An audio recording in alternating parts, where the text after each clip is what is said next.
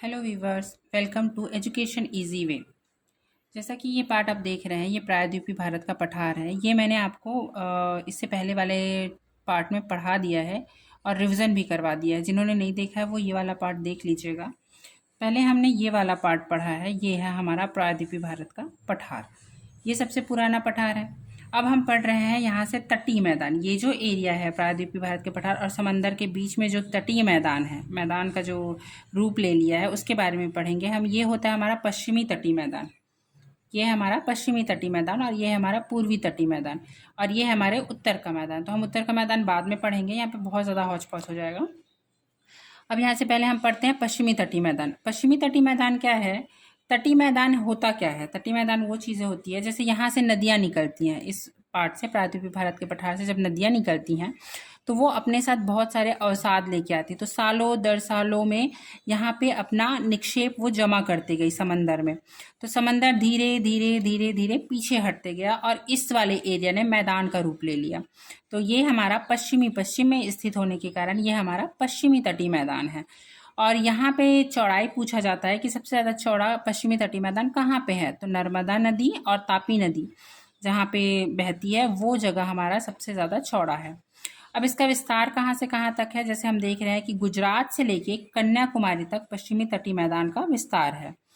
तो गुजरात और गोवा इसके बीच में जो तट है उसको हम कोंकण तट कहते हैं। आप इस तरह से भी याद रख सकते हैं। महाराष्ट्र इसके बीच में पड़ता है, गुजरात और गोवा में महाराष्ट्र भी आ जाता है। तो महाराष्ट्र में कोंकण आप याद कर सकते हैं, या कोंकणी यहाँ का लैंग्वेज है, उस हिसाब से आपको जो भी सुटेबल लगे उस हिसाब से आप ये तट का नाम याद रख सकते हैं, कोंकण तट। गोवा से लेके मैंगलोर इसके बीच में कर्नाटका है जहाँ पे कन्नड़ बोली जाती है, तो उस हिसाब से आप यहाँ पे कन्नड़ तट याद कर सकते हैं। ये आपका गुजरात से गोवा कोंकण तट, गोवा से लेके मैंगलोर तक आपका कन्नड़ तट। अब मैंगलोर से लेके कन्याकुमारी तक इसे मालाबार तट कहते हैं। मालाबार तट का बहुत सारा जो केरल जो है मालाबार तट के में बसा हुआ है, बहुत सारा एरिया केरल कवर करता है मालाबार तट का। ये मैंगलोर से लेके आपका कन्याकुमारी तक विस्तृत है। अब यहाँ पे नदियाँ जब निकलती हैं तो यहाँ पे झीलों का भी निर्माण होता है, तो उसे लैगून झीलें कहते हैं। लैगून झीलें क्या होती हैं कि जैसे ये प्रायद्वीपीय भारत का पठार है, जब ये टूटा होगा, टूट के बहते हुए उत्तर की ओर बहते हुए गया है, तो ये सीधे ना टूट करके ये इस तरह से टूटा होगा, कहीं पे बाहर उभरा हुआ, कहीं पे अंदर धंसा हुआ, इस तरह से टूटा होगा।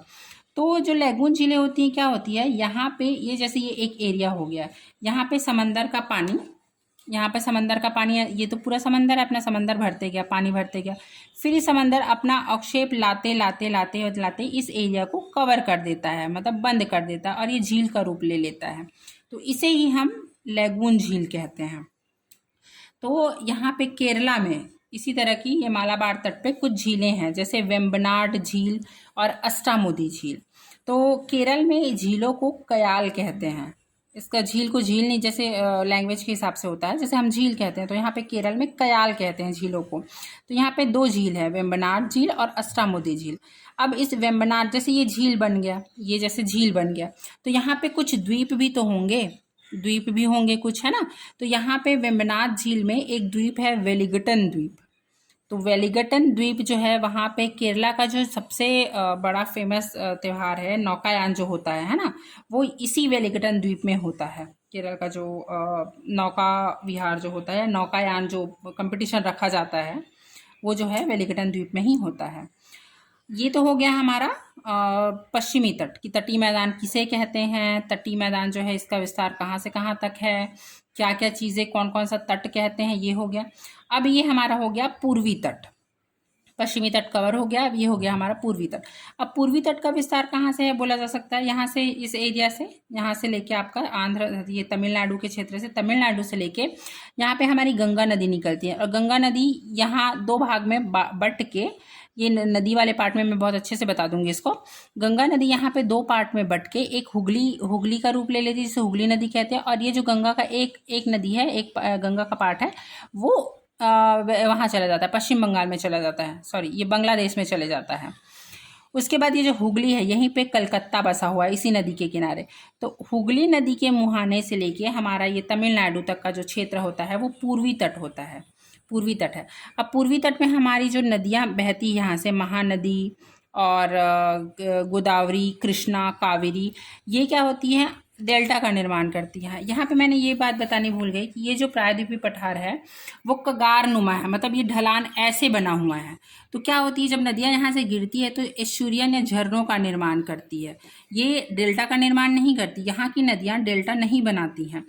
ये सारे डेल्टा, इस पश्चिमी घाट से निकलने वाली नदियाँ जो इस साइड गिरती हैं वो डेल्टा का निर्माण नहीं करती, वो एस्चुरियन का निर्माण करती है, क्योंकि ये यहीं से निकल के यहाँ पे गिर जाती हैं। बहुत सारी नदियाँ निकलती हैं, जैसे गोवा से मंडावी, शरावती, पेरियाझार, इस तरह की बहुत सारी नदियाँ निकलती हैं। नदी की पार्ट में बता दूंगी मैं।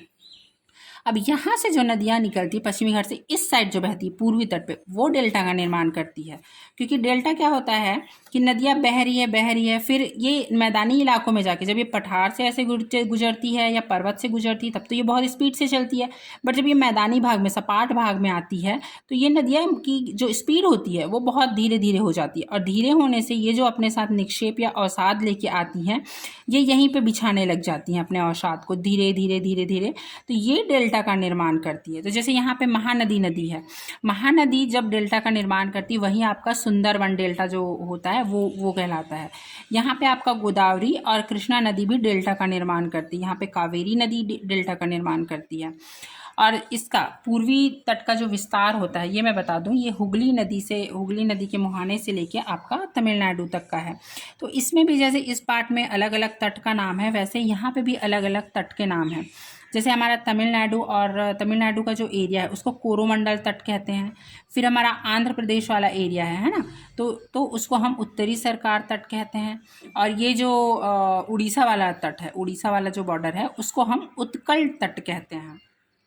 और यहाँ पे भी एक लैगून झील बनती है जिसे चिल्का झील कहते हैं। लैगून झील मैंने आपको बता दिया कि किस तरह से बनती है। तो यहाँ पे चिल्का झील भी एक लैगून झील है। पुलिकट झील और ये जो झील है इसके यहाँ, सॉरी, ये जो डेल्टा है, डेल्टा के बीच में यहाँ पे पुलिकट झील है। ये आंध्र प्रदेश और तमिलनाडु के सीमा पर बनता है। और इसी पुलिकट झील के में एक द्वीप है, श्रीहरिकोटा द्वीप। तो इस पे हमारा श्री सतीश धवन अनुसंधान केंद्र है, जो इसरो का अनुसंधान केंद्र है यहाँ पे श्रीहरिकोटा द्वीप में। तो ये तो आपका हो गया टोटल पूर्वी पश्चिमी तटीय मैदान और आपका पूर्वी तटीय मैदान। पश्चिमी तटीय मैदान की अपेक्षाकृत ये पूर्वी तटीय मैदान जो है वो बहुत ज़्यादा उपजाऊ है, क्योंकि यहाँ डेल्टा का निर्माण होती है। ये जो डेल्टा का निर्माण करती है, अवसाद अपना बिछाती है, ये बहुत उपजाऊ होती है, इसलिए यहाँ पे खेती बहुत अच्छी मात्रा में होती है। और इन्हीं डेल्टाओं की वजह से और इन्हीं नदियों की वजह से हमारा जो पूर्वी घाट है वो पूरा एक साथ, जैसे पश्चिमी घाट हमारा विस्तार में दिखता है एक साथ, लेकिन हमारा पूर्वी घाट जो है यहाँ से कटा फटा दिखता है। ये इन्हीं डेल्टाओं और नदियों की वजह से, यहाँ से यहाँ तक है, फिर ये छूटा हुआ है, यहाँ से यहाँ तक है, ये जो डेल्टा का निर्माण कर देती है, फिर यहाँ पे मैदान बन जाता है, तो ये पार्ट छूटा हुआ है, यहाँ पे पहाड़, इस तरह से ऐसा बना हुआ है। तो ये अवसादों की वजह से, डेल्टाओं की वजह से ये जो है बहुत ज़्यादा उपजाऊ है और पूर्वी घाट इसीलिए कटा छटा है। तो ये तो हमारा हो गया आपका पश्चिमी तटीय मैदान और पूर्वी तटीय मैदान। अब हम नेक्स्ट वीडियो में पढ़ेंगे हमारा उत्तरी मैदान। Thank you.